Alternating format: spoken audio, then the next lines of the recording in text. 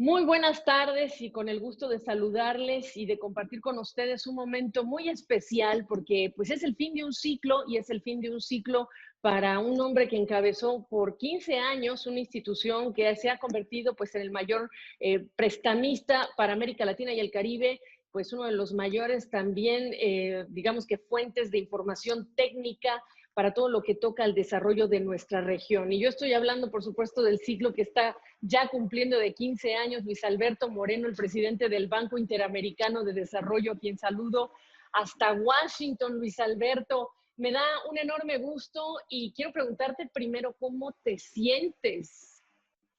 Pues muchas gracias, Gaby. Muchas gracias por todos estos años de acompañar todos estos esfuerzos del BID que has visto de primera mano. Yo me siento muy contento. Creo que tenemos una gestión que habla por sí sola. Tuvimos distintos momentos en el BID desde cuando llegué, que era una abundancia de recursos en el mercado financiero, atrás en el año 2005, pasando por la crisis financiera internacional que pues fue un shock para el mundo desarrollado sobre todo, y fueron los países emergentes los que nos ayudaron a salir de esto. Y por supuesto ahora con esta cosa del COVID, que jamás nos imaginamos una crisis de estas dimensiones y que nos obligó a repensar totalmente nuestra manera de trabajar. De manera que han sido años muy interesantes en que mucho ha cambiado en el mundo, y muchos temas, de los temas de género, los temas de diversidad, los temas de racismo, pero además todo lo que pasó con los temas de cambio climático, todo lo que ha pasado en los desarrollos tecnológicos, que si bien es cierto que perdimos el tren de la revolución industrial, no podemos perder esta revolución digital. Tú estás viendo esto de primera mano, todo el programa. Igualmente, todo el desarrollo del sector privado y cómo la empresa está teniendo que trabajar cada día a abrir un ámbito mucho más de preocuparse cómo vive su entorno. Y en esto, en el banco, creamos nuestro brazo privado, BidInvest, que ha hecho cosas maravillosas. Y este año vamos a estar prestando arriba de 20 mil millones de dólares, una cifra récord en la historia del BID. Efectivamente. No siempre te lo pregunto, pero dime tus sentimientos porque te estás yendo en un momento muy complejo. ¿Es fácil irse en este momento? Yo te digo, como periodista, yo estaría mordiéndome las uñas de que me estoy yendo en un momento en el que se me necesita, porque uno es con la vocación de informadora y tú sabes muy bien de estos temas porque también sabes de periodismo. No, Gaby, a ver, primero, nadie es indispensable en la vida. O sea, yo lo que más tranquilidad me da es dejar un equipo de primera categoría. O sea, es un equipo de primera división. Cuando uno deja una institución que puede crecer e ir en cualquiera de las direcciones que necesite, me parece que es como la mayor satisfacción que uno puede tener. El banco claramente en una coyuntura como esta va a requerir de más capital, de tener una capacidad de prestar por lo menos 20 mil millones de dólares en forma permanente. De tal manera que yo, desde el punto de vista de no vivir esos momentos, uno siempre tiene, como ser humano, la dificultad de separarse de lo que ha construido. Pero igualmente yo creo que también es importante, uno como ser humano, no importa lo que hagamos, saber que uno siempre se tiene que reinventar, y para reinventarse hay que dejar las cosas que uno viene haciendo para hacer otras. Y ese es un poco a donde me siento hoy. Me siento muy feliz de lo que viene. Alberto, dentro de lo que acabas de describir, pues estás hablando de un monto récord de lo que es este financiamiento que se va a aprobar este año. Incluso entendía yo que en el comunicado hablaban de más de 80% arriba de lo que se aprobó en los años de la crisis financiera de hace una década. ¿Y cómo estás viendo 2021? Bueno, 2021, Gaby, como tú lo has visto y lo ves todo el tiempo en tu programa, tenemos una realidad muy difícil en Latinoamérica. De una parte, prácticamente la tercera parte de los casos de COVID los hemos visto en Latinoamérica, cuando tenemos escasamente el 8% de la población mundial. Tenemos más o menos alrededor de una contracción promedio que va a estar cerca del 10%. Y eso obviamente va a hacer que la recuperación de nuestras economías va a ser más lenta, porque piensa nomás en un tema tan sencillo como el pago de impuestos. Uno normalmente paga impuestos por lo que sucedió el año anterior, de tal manera que si este año se caen los ingresos en general, o los ingresos no, sino las economías en un 10%, los ingresos se pueden caer dependiendo de los sectores de manera mucho más profunda. Pues los ingresos de los gobiernos el año que viene van a ser menores. Y si bien es cierto que estamos tratando de aplanar esa curva de contagio que nos ha costado tanto, Lo menos cierto es que la curva de aumento de deuda, sea de gobierno, sea de familias o sea de empresas, está disparada, al igual que el aumento de la pobreza y del desempleo. Y sobre todo en el desempleo vemos muchísimo desempleo femenino y muy difícil recuperar el empleo en muchos sectores. De tal manera que todo esto va a ser muy difícil los años que vienen, pero no quiere decir por eso que nos pongamos de brazos, todo lo contrario, creo que va a requerir de decisiones de política pública muy importantes. Yo te quiero preguntar en ese sentido, tú escribiste para el diario Financial Times como lo hiciste justo cuando llegabas al BID, pues ahora que vas de salida también escribiste pues un poco tu receta. Y una parte que yo quiero subrayar es lo que dices, no hay tiempo, y eso es muy importante, pero no hay tiempo tampoco para medias tintas. Y yo aquí te quiero preguntar, eh, ¿qué no en los años que estuviste en el BID descubriste también que hubo medias tintas en la consecución de algunos proyectos que no lograron despegar justamente por eso mismo? A ver, la gran reflexión que yo me hago, Gaby, es la siguiente. En las épocas, y aquí digamos hablando entre el año 2005 y el año 2010, tuvimos uno de los mejores vientos a favor que tuvo la región, que provenían de un conjunto de cosas, el llamado superciclo de los productos básicos, finalmente eso es lo que exportamos, 5 productos básicos en su mayoría constituyen la canasta exportadora grande que tiene América Latina. México es un caso distinto, que es un país que produce mucho más manufacturas, pero en general esa ha sido nuestra realidad.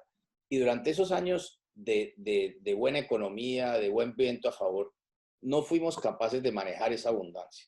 Y por el contrario, nos montamos en una cantidad de gastos que después fue muy difícil regresar. Y cuando ya vino la caída, como tú lo has reportado tantas veces, 5 años tuvimos uno de los peores crecimientos que hemos tenido en décadas. Y creo que para mí la gran reflexión es, no podemos volver a cometer ese mismo tipo de error. No puede ser que cuando lleguen las crisis seamos mejores que cuando lleguen los buenos tiempos. Entonces, creo que eso genéricamente. Y por supuesto, vamos a tener que ser muy, muy claros en que si algo hizo el COVID fue que desnudó unas realidades en nuestras sociedades muy profundas de inequidad, de pobreza, que si no nos tomamos cuenta de esto, vamos a tener enormes problemas hacia el futuro. De otro lado, toda esta revolución digital lo único que mostró es que se aceleró significativamente y a pesar de eso tenemos todavía millones de latinoamericanos que no tienen acceso a esa revolución digital, no necesariamente porque no tengan capacidad de conexión, como por el hecho que para algunas familias puede representar entre un 10 o un 15% de su ingreso el poder estar conectados como estamos tú y yo en este momento, o el tener la capacidad de comprar los equipos que le permitan a sus hijos, por ejemplo, acceder a cursos en línea de manera digital. Y ese es el tipo de cosas que vamos a tener que acelerar y sobre todo entender que vamos hacia una economía que va a ser muy distinta, pero que ofrece oportunidades. Una de esas oportunidades, creo yo firmemente, va a ser toda esta relocalización de la producción mundial. Y creo que ahí América Latina tiene un chance para que no sea simplemente hecho en América, sino hecho en las Américas. Bueno, pero eso implica una coordinación que no has visto. Tú te acordarás el Free Trade Area of the Americas, este gran proyecto que iba a enlazarnos. No se ha podido ni con Centroamérica, Luis Alberto. Yo estuve contigo en los tiempos de Barack Obama cuando se habló de la Cumbre de las Américas y se hizo este triángulo para la prosperidad, el plan para la prosperidad, y sí despegó, pero tú no me vas a decir que alcanzó el potencial que tú esperabas, ¿o sí? No, de ninguna manera, y en eso tienes toda la razón, Gaby. Yo creo que por eso decía que este es el momento de no tener medias tintas. Es cierto, cuando tú hablas de el área de libre comercio de las Américas, eso fue en el año 84. Piensa tú, o sea, Latinoamérica tiene como esa sensación siempre uno de que perdimos como una oportunidad, pero por otro lado, yo creo que este es un tiempo que nos obliga a actuar de manera muy diferente. Y aquí yo me remonto a la historia. Cuando uno piensa, por ejemplo, en la crisis del año 30, muchos países latinoamericanos salieron en buena medida por el éxito de la economía norteamericana y también se ocuparon de seguir un poco lo que en su momento hizo el presidente Roosevelt con el llamado New Deal. Uh -huh. Y dicho sea de paso, también llegaron varios gobiernos militares 5 años después, de tal manera que esas tensiones sociales producto de una crisis como tan profunda como el año 30 nos deben recordar que hay muchas cosas que tenemos que hacer diferentes, porque de lo contrario podemos caer en crisis como las que vimos en el pasado. Tú hablabas en tu escrito en el Financial Times que casi sugiriendo que todavía se puede evitar la década perdida. ¿Realmente lo crees? ¿Genuinamente lo crees?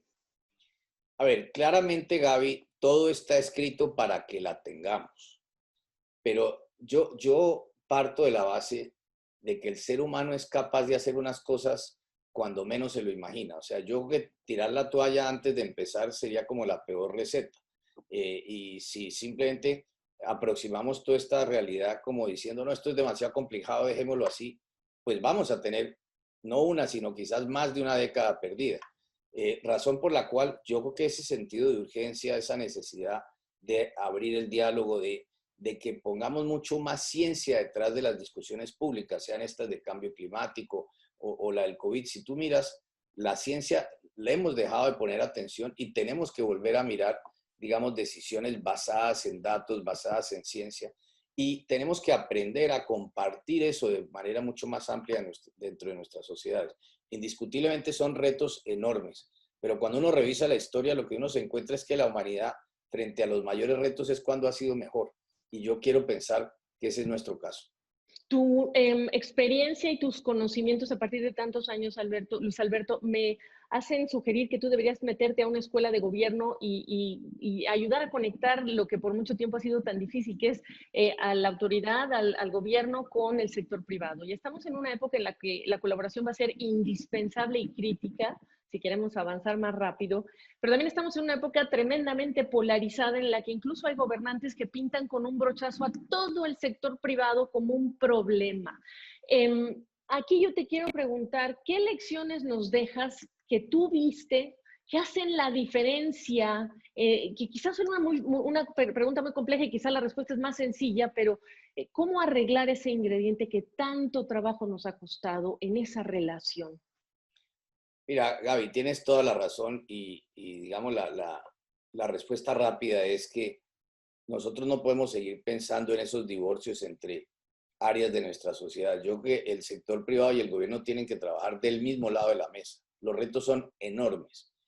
Es fácil, obviamente, encontrar las diferencias, porque sobre eso se construyen, digamos, alternativas políticas. De ahí nace, digamos, el populismo, como lo hemos visto, sea de derecha o de centro, o de izquierda. Esa es nuestra historia.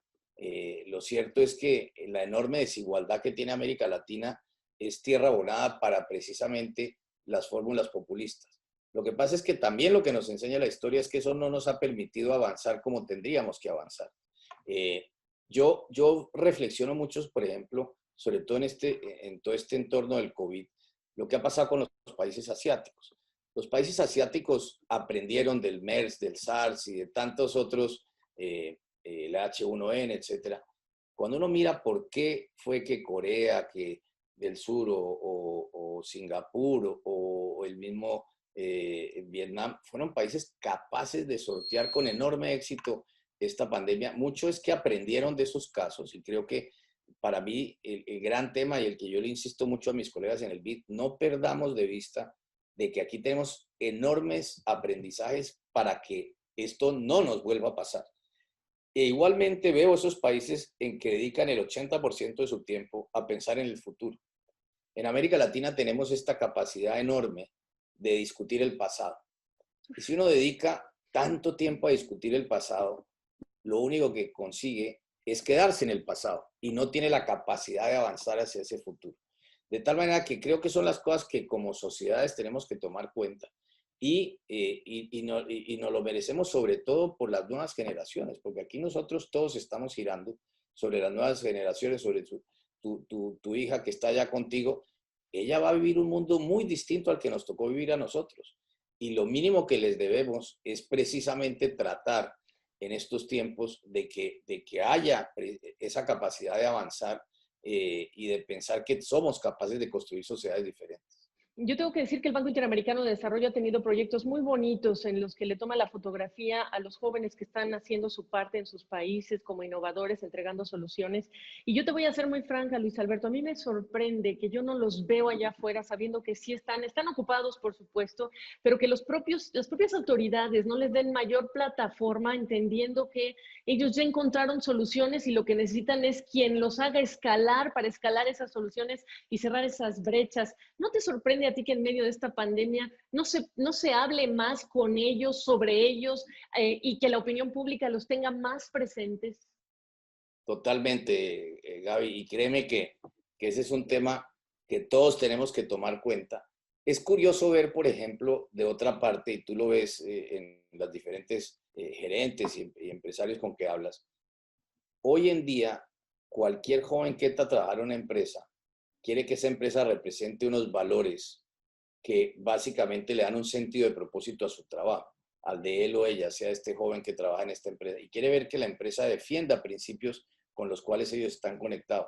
No están buscando simplemente que les den un buen sueldo, quieren saber que hacen parte de una institución que, digamos, proyecta un conjunto de valores. Yo, justo antes de empezar esta entrevista contigo, estábamos mirando un proyecto lindísimo que hizo el BID, básicamente usando una metodología que desarrolló la encuestadora Gallup, que busca a muchachos y niñas entre 15 y 20 años en colegios públicos y que utiliza una metodología para determinar no cuánto saben, sino cuál es su capacidad emprendedora, cuál es esa mezcla rara, ese DNA que tienen algunos que les permite ser líderes naturales y exitosos.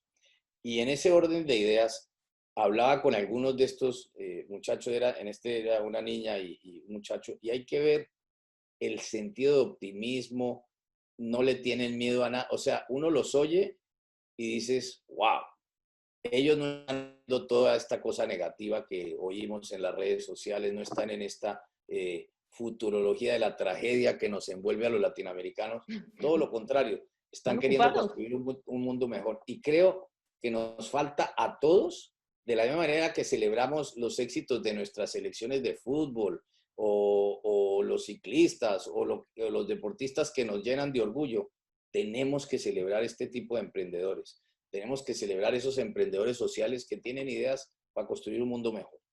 Sí, totalmente. Yo creo que eso es una cosa que le ha faltado para, pues, para inspirar, ¿eh? Porque lo que nos hace falta también es inspirar. Luis Alberto, estoy cerrando ya esta entrevista, pero no quiero irme sin preguntarte.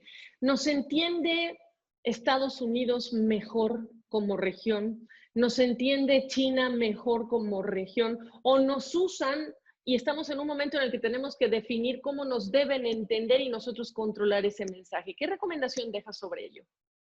Mira, yo me iría por la última parte de lo que tú mencionas. O sea, lo que yo he encontrado es que América Latina, cuando tiene unidad de propósito, tiene capacidad de ser mucho mejor en su conjunto que cuando estamos divididos cada uno mirando para otra parte. Eh, y lamentablemente creo que en esos momentos en que estamos fraccionados, en que estamos divididos, estamos cediendo una oportunidad a terceros. Yo creo que América Latina y el Caribe dependen hoy en día de cómo conseguir lo mejor del mundo para nuestros países, que nosotros cuando nos unimos, cuando tenemos sentido de propósito, encontramos nuestro norte mirando al sur, no necesariamente mirando al norte. Y ese es, y ahí se ha desenvuelto nuestra política durante años. Yo creo que, yo soy de los que creo que digamos, si tú miras objetivamente, claramente Estados Unidos tiene una confrontación muy profunda con la China hoy en día, que pasa por los temas de Taiwán, los temas digitales y de tecnología, los temas de Hong Kong, los del el mar del sureste de la China, de derechos humanos y por supuesto también los temas comerciales. Pero aún en los temas comerciales se terminan entendiendo. Para países como los nuestros, sobre todo los suramericanos, prácticamente el 30% del comercio de países como Brasil, como Argentina, como Uruguay, como Chile o como Perú está en la China. Mal podríamos nosotros cerrarnos a esas posibilidades. Tenemos que encontrar entre todos ahora esta posibilidad de realmente integrarnos mucho mejor al resto del mundo con cadenas de producción que sin duda van a cambiar el destino donde están hoy en día, y que allí tenemos una gran oportunidad, pero supone que nos unamos para poder hacer lo mejor de esto. Pues hemos cubierto con esta conversación parte de lo que es tu receta, el call to action, con el que yo quisiera que terminaras esa reflexión. Luis Alberto, hablaste de reformas al sistema tributario, con esto de los que más tienen y menos tienen. Hablaste de, bueno, lo de las medias tintas no, pero sí el tema de una integración que sea seria, ese es el otro tema. Dinos esa lista, ese call to action, ya que te vas y dejas la presidencia del BID a partir de lo que has aprendido, que es lo que hay que hacer, pragmático. A ver, lo primero es que vamos a tener una situación en que los gobiernos, con todo este impulso fiscal que se ha hecho, van a tener un efecto de, digamos, de disminuir el espacio de acción del sector privado y van a tener que recortar, digamos, parte de ese gasto cuando se pueda hacer, no en este momento. Pero eso también va a significar en el cómo se hace el gasto público que permita generar más crecimiento. Y claramente los temas obvios son infraestructura, infraestructura digital, como hablábamos antes, son las reformas que por razones políticas no hemos hecho, esas reformas estructurales tan necesarias. Tú mencionabas los temas tributarios, los temas de pensiones. Vamos a tener que pensar en un nuevo contrato social que pasa necesariamente por mejorar la calidad de nuestra educación y los servicios de salud. Esas dos razones eran por las cuales millones de latinoamericanos estaban en las calles en el último semestre del año anterior. Tenemos que tomar cuenta de eso y tenemos que tomar cuenta de aquellos latinoamericanos que están en la pobreza, que van a aumentar ese número de personas y que tenemos, no solamente por razones humanas, sino también, valga la pena, por razones de mercado, ocuparnos de eso. Y por último, como muy bien decías, nuestra integración económica, de la cual no hay encuesta que uno mire en que todos los latinoamericanos estén enteramente de acuerdo que tenemos que hacer mucho más de esa integración. Bueno, y abrir los espacios para los jóvenes que están haciendo y cambiando el futuro, aunque no los veamos en los medios públicos, ya lo dijo también Luis Alberto Moreno. Te quiero agradecer y siempre muy agradecida por cómo abriste la puerta para esta cadena, para esta periodista que siempre ha pasado buenos momentos contigo reflexionando de esto y de otros temas. Nos hemos reído mucho y te quiero desear éxito en tu camino y nada, dejaste al BID, hiciste una marca en términos de esta periodista, así lo creo. Y te deseo muchos más éxitos, Luis Alberto Moreno. Ha sido un gusto compartir contigo en tu función de presidente del BID. Muchas gracias, Gaby, muchas gracias y de verdad te lo agradezco y toda la suerte. Gracias, Luis Alberto Moreno, presidente ya saliente del Banco Interamericano de Desarrollo.